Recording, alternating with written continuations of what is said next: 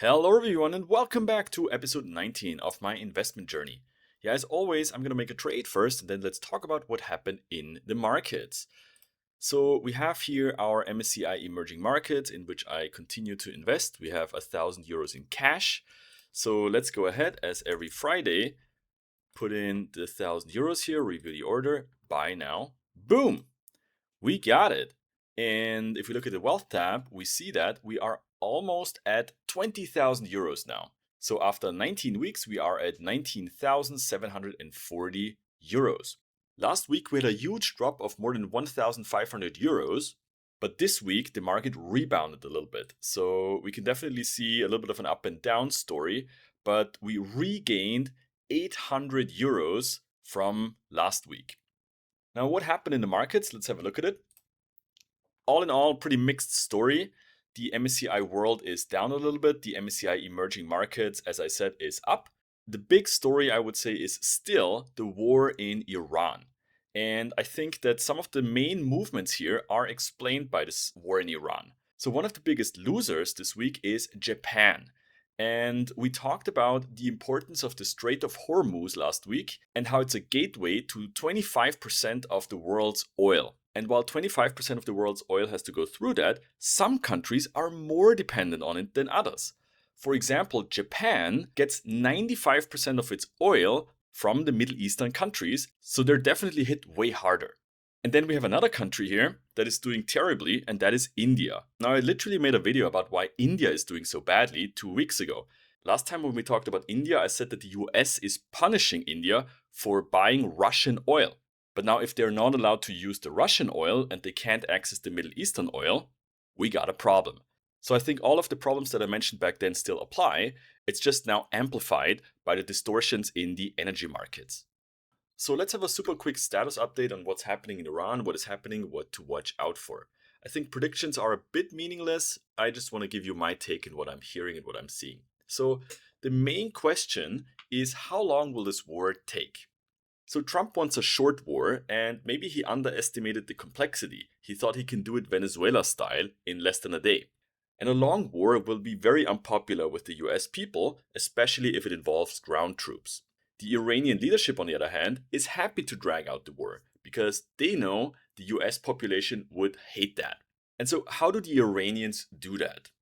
Well, on the one hand, the leadership is still intact. The son of Ali Khamenei took over, Mojtaba Khamenei, and he might be injured, he might be disfigured, but he's still there. I don't think his life expectancy is too long. When the US and Israel wants you dead, you won't be a very attractive customer for a life insurance company.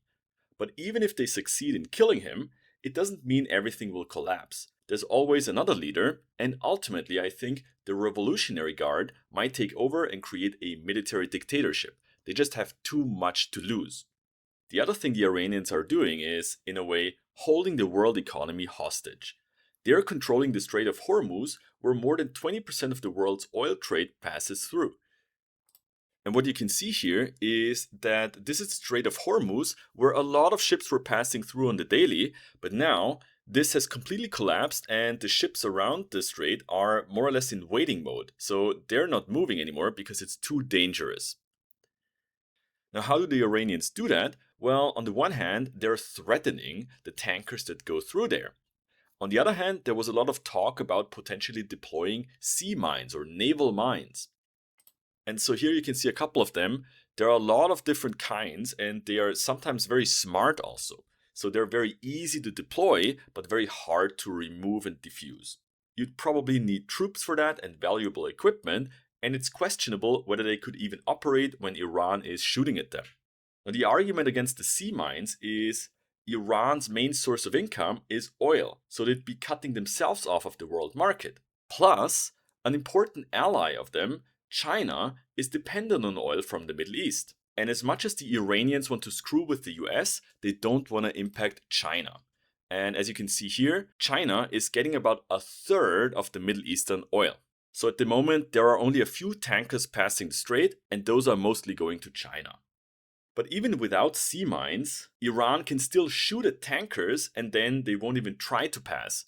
Too dangerous, and insurance is too expensive as well. Now, there are about 20 million barrels of oil passing through the strait every day, and now it's closed.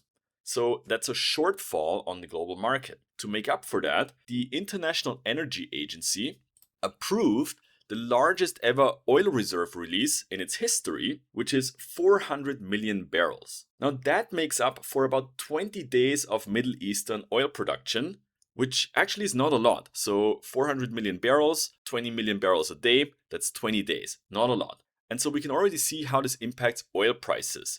Here you have global oil prices over the last couple of months, and so they spiked from about $60 a barrel to almost 100 now. At some point, Trump said, yeah, the war is almost over, and markets relaxed. But of course, that was nonsense. The war wasn't over, and so now oil prices are higher than ever, at least since the start of the war in Ukraine. And people at the gas stations around the world are already seeing the impact. Here we can see the gas prices in the United States.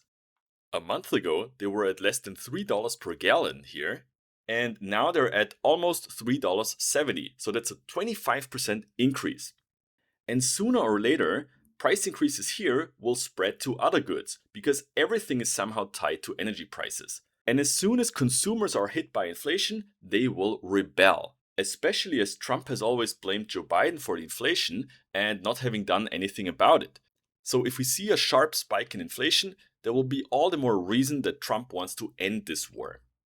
The stock markets are still doing okay. So here we can see the S&P 500, and from its high here, last couple of months, it's down by about 3 or 4%.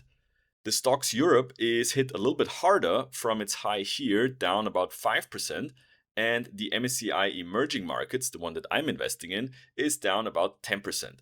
All of that is not great, but I also wouldn't say it's a crisis, especially for the US stock market. So how will all this end? I think Trump underestimated what he was dealing with, and he'll realize sooner or later that he needs to end it. And I think then he'll just go in front of the press, declare that the war aims have been achieved, and it's a glorious victory. And he might even declare himself the new Ayatollah of Iran. That's probably a joke, but I emphasize the probably, because he finds some funny AI slop video with him as the new Ayatollah, and he's gonna repost it, let's be real. Anyways, we'll see what happens over the next couple of days and weeks. I'll keep an eye on it and also on the market. Hope to see you next week when I make my next trade, and until then, all the best!